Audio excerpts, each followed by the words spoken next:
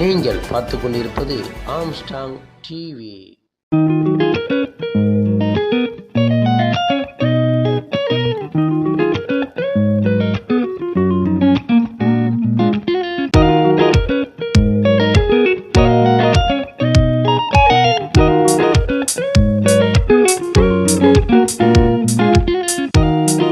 விஷயங்களை பேராய மூலயமா இன்னைய வரைக்கும் அறிவுறுத்தல் சொல்கிறது பார்த்திங்கன்னா ஐயாவோட ஒரு அறிவுறுத்தல் தான்.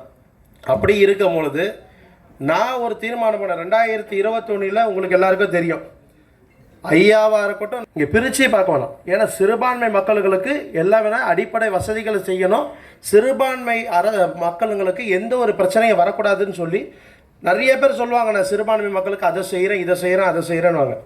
2000 காரியங்கள் இது வரைக்கும் செய்யலை. ஏன்னா இவங்க அப்படியே கொஞ்சம் கொஞ்சமாக ஸ்டாப் பண்ணாங்களே தவிர இன்னைய வரைக்கும் எந்த இதுவும் செய்யலை. ஸோ 21 தீர்மானம் பண்ணி வந்தால் 22 மக்கள் இயக்கத்துக்கு சேவை செய்வோம் அப்படின்னு சொல்லி, சேவைனா அந்த சேவை கிடையாது, நம்மளால் முடிஞ்ச சோஷியல் ஒர்க். ஏன்னா அவங்க சொன்னது எல்லாமே பார்த்திங்கன்னா ஒரு சில விஷயங்கள்லாம் சொல்கிறாங்க. என்னென்னா ஊட்டச்சத்து இல்லாத குழந்தைங்களுக்கு கூட ரொட்டி பால் திட்டம்னு சொல்லி ஏகப்பட்ட ஸ்கீம்ஸ் வச்சுருந்தாங்க. இதெல்லாம் ரொம்ப நல்லா இருக்கேன்னு சொல்லிட்டு தான் நம்ம அதில் சேவை செய்ய ஆரம்பித்து 3 வருஷமாக தொடர்ந்து என்ன பண்ணுறோம், நிகழ்ச்சிகள் தொடர்ந்து நிகழ்ச்சிகள் பண்ணுறோம்.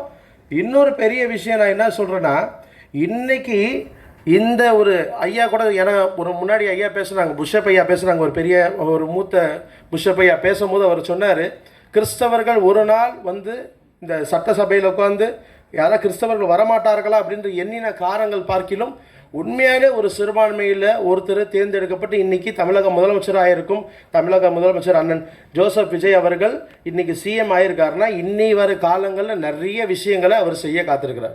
எதுக்காக ஜெபம் பண்ணேன்னா போதை வஸ்திரங்கள் ஒழியணும்னு.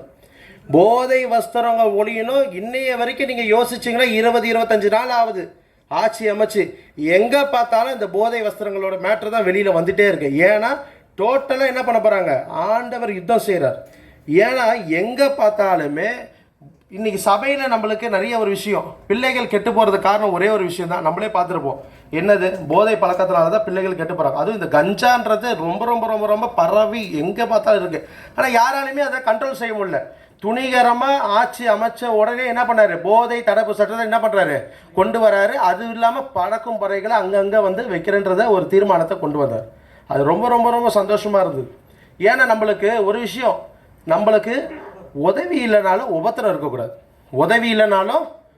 இருக்கக்கூடாது.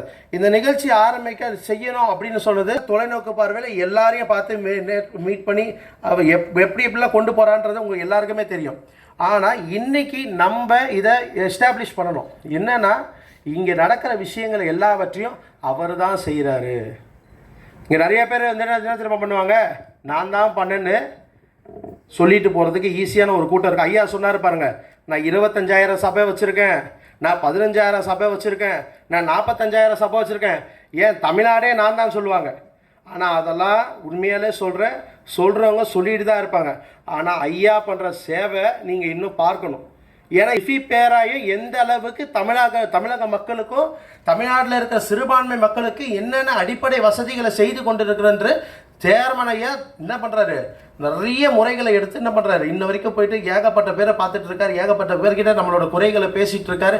ஏன்னா இந்த மாதிரி ஒரு பேராயமும் கிடைக்காது, இந்த மாதிரி ஒரு சேர்மன் ஐயாவும் கிடைக்க மாட்டார்.